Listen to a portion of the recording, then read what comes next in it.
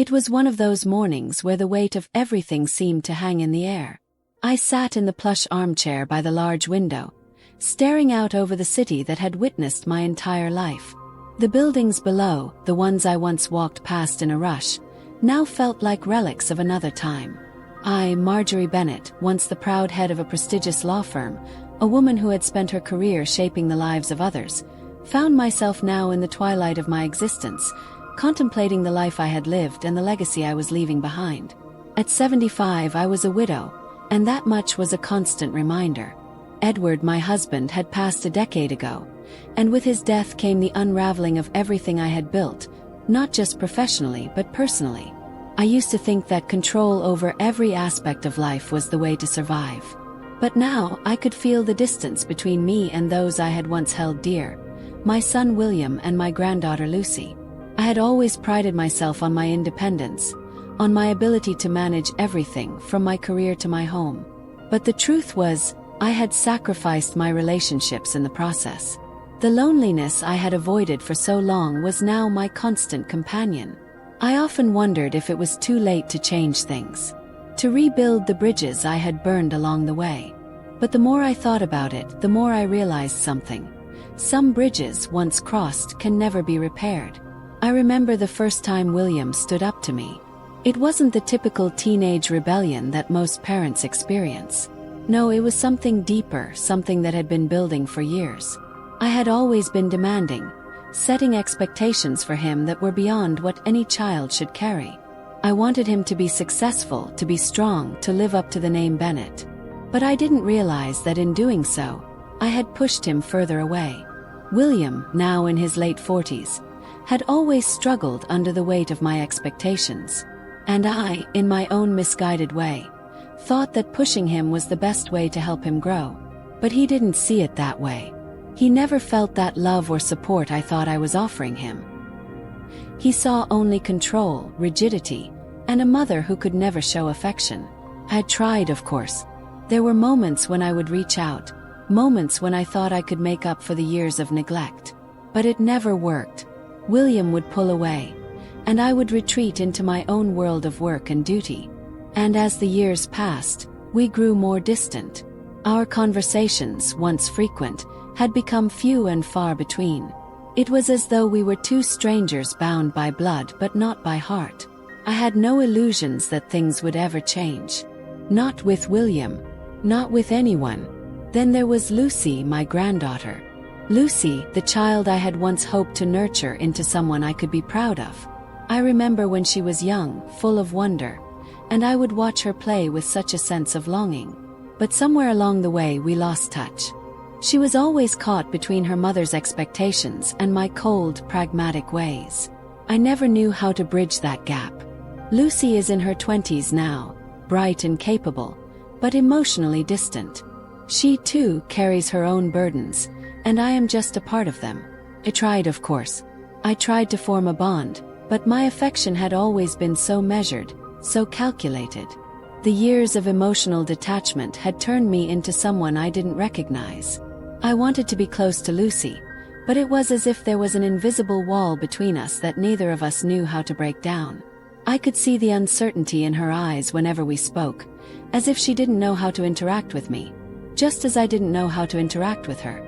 It was heartbreaking in a way to see the relationship I longed for slipping away.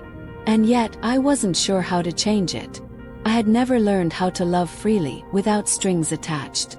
And now, at this stage in my life, I feared it was too late. As the years passed and I found myself more isolated than ever, something in me began to shift. Perhaps it was the realization that I was running out of time, or maybe it was the quiet ache of regret that slowly seeped into my bones. Whatever the reason, I decided to do something. I would leave a legacy, not just in terms of wealth or status, but something more, something for Lucy. I may not have been able to offer her the warmth and affection she deserved, but I could provide for her future. I set up a trust fund for her education, her growth, and her independence. I wasn't sure if it would make up for the lack of emotional connection, but I hoped it would give her the tools to create a life of her own, one that didn't have to rely on me or my cold ways. It was my way of showing love, I suppose.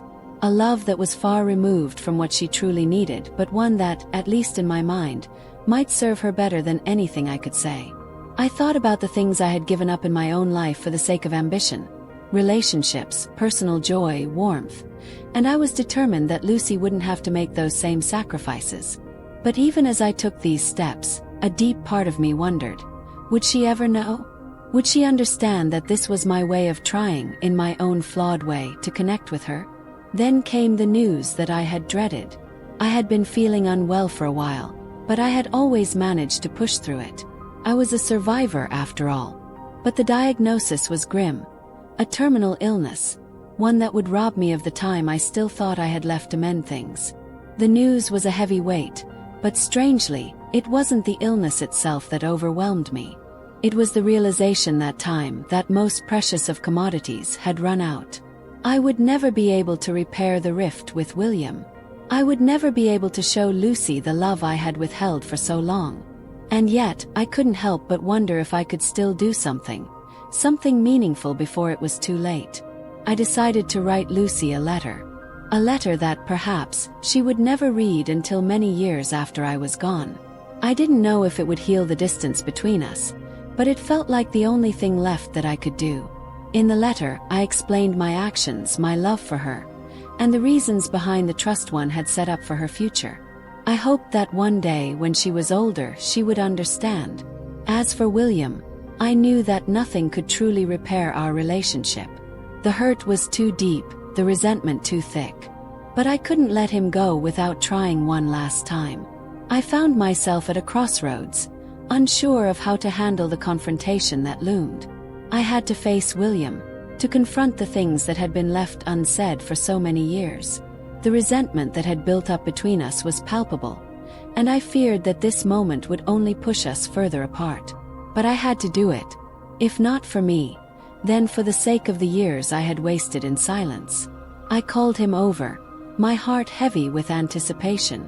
When he arrived, I could see the exhaustion in his eyes, the burden of all the years we had spent at odds weighing on him as much as it weighed on me. The conversation that followed was strained, filled with accusations and unspoken hurts. "You never understood, Mom," William said, his voice tight with frustration. "All you ever did was control. I needed you to be a mother, not a commander." I could feel the sting of his words, and yet, I couldn't bring myself to argue. He was right. I had always been too focused on the outcome, on the things I could control, and had never stopped to consider what he needed. My attempts to shape his life had only pushed him away. "I did what I thought was best for you," I said, my voice faltering. "For all of you. But I see now, that wasn't enough." The silence between us was deafening, and in that moment, I realized just how much I had lost. The bridge between us, once sturdy, now felt irrevocably broken.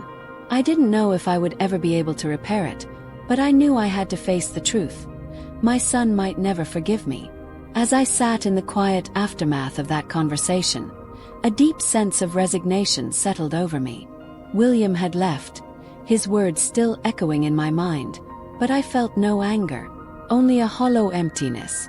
It wasn't just the broken relationship with my son that I mourned, but the realization that I had built my entire life on the pursuit of success and control, only to find that I had lost the very thing that mattered most: love. There was a time when I might have fought for our relationship, when I would have tried to mend things with the same determination I had once used to build my career. But now I knew that my efforts might be too little, too late. I could no longer change the past, no matter how hard I tried. The only thing I could control now was my legacy, the legacy I hoped would live on through Lucy. I didn't know if she would ever truly understand the actions I had taken, the steps I had made to ensure her future, but I couldn't let go of the hope that someday, somehow, she might see the love behind my decisions. I took another look at the letter I had written to her. It was a final, quiet attempt to bridge the gap between us. I sealed it with the thought that perhaps one day, when she was older, she would read it and understand the woman I had been, the woman who had wanted more than anything to connect but just didn't know how. Days turned into weeks, and I carried on with the arrangements, finalizing the trust fund for Lucy, preparing my end-of-life documents, and making sure everything was in place. But even as I handled these practical matters, my mind kept circling back to my fractured relationships. The illness loomed over me, a constant reminder that time was no longer on my side. I thought about my decisions, about the ways I had tried to control everything. I had built my empire, but at what cost? I had achieved everything I thought I wanted, but now I found myself wondering, was it worth it?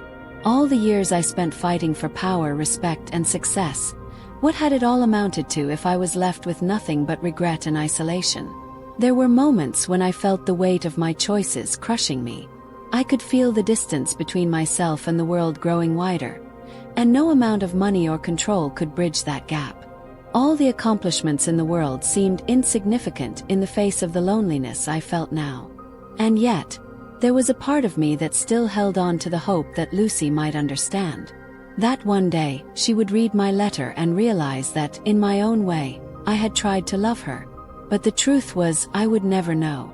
I would never see the outcome of my efforts. And perhaps that was the hardest part of all. The knowledge that the future and my legacy were out of my hands. The day I received the news of my illness was, in many ways, the turning point of my life. It was as if the veil had been lifted, and I was forced to face everything I had been running from. My loneliness, my regrets, and the fractured relationships that I had tried to ignore for so long. As I sat in my apartment, alone with my thoughts, I could feel the weight of the years pressing down on me. I had been so focused on building a legacy, on ensuring that my work would live on long after I was gone, that I had neglected the one thing that truly mattered: connection.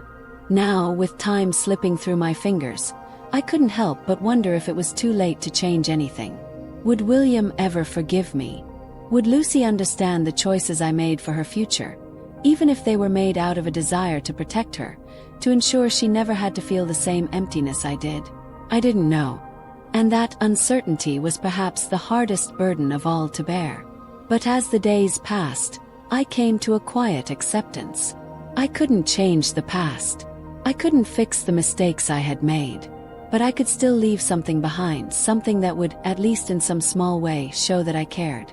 And so, I began to prepare.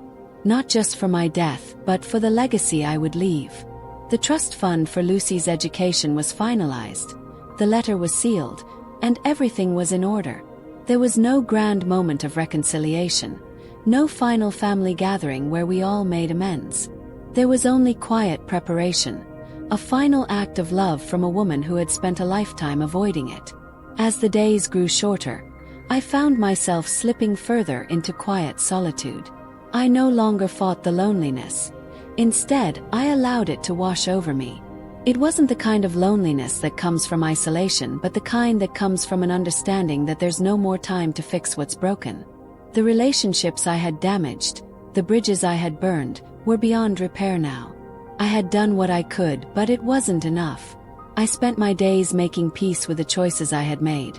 And in those moments of reflection, I realized something.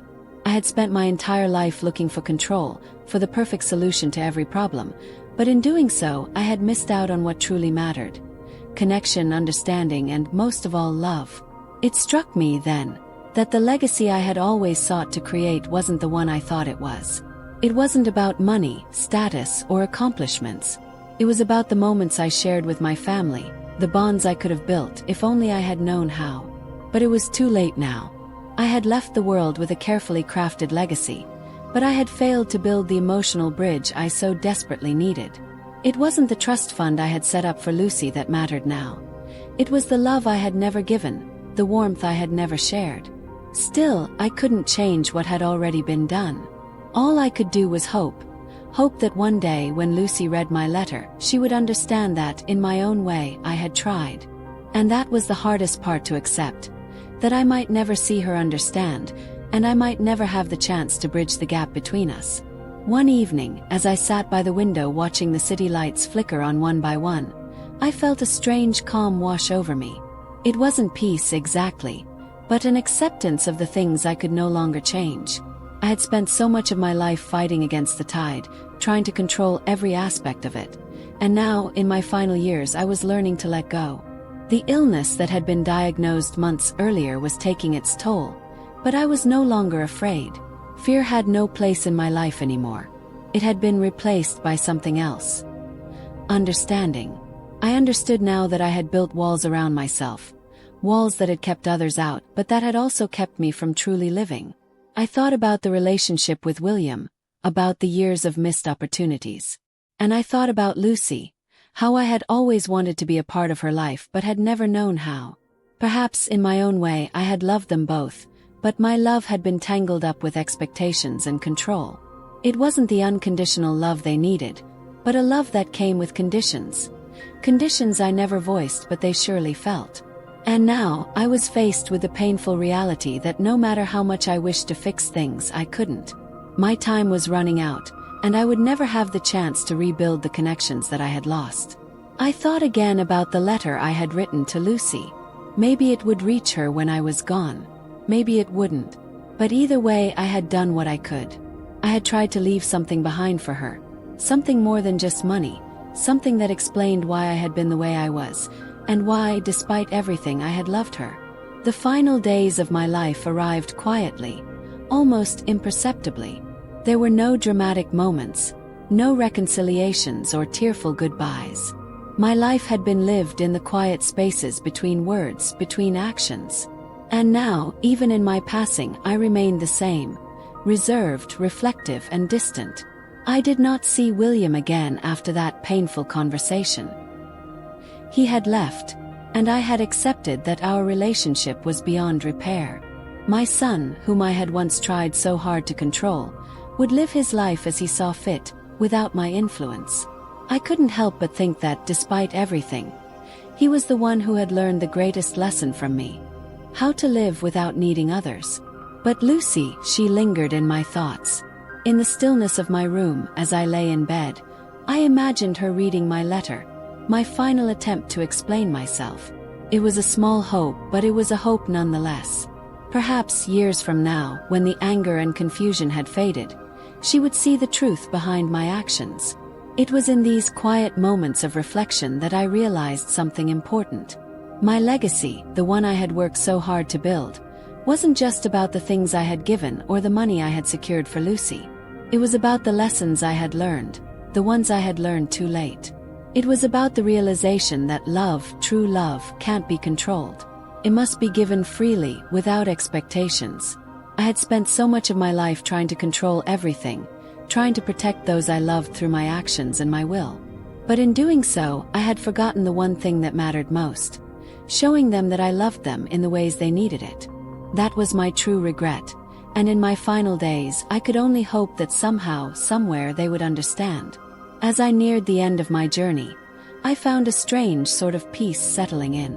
It wasn't the peace that comes from having everything figured out. It was simply a quiet acceptance. I no longer spent my nights turning over what I could have done differently, nor did I seek any grand closure.